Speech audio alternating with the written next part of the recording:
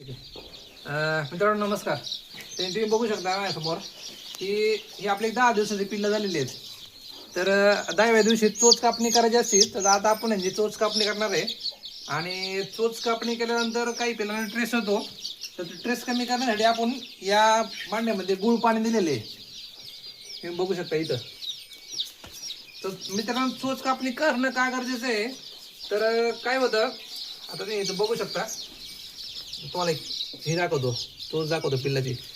तर हे बघा, ही चोच आहे ना, काही पिल्लांची वरच्या चोचीचा भाग असतो तो पुढल्या जास्त मोठा असतो आणि खालचा छोटा असतो. तर अशा पिल्लांचं काय होतं, यांना खाता येत नाही.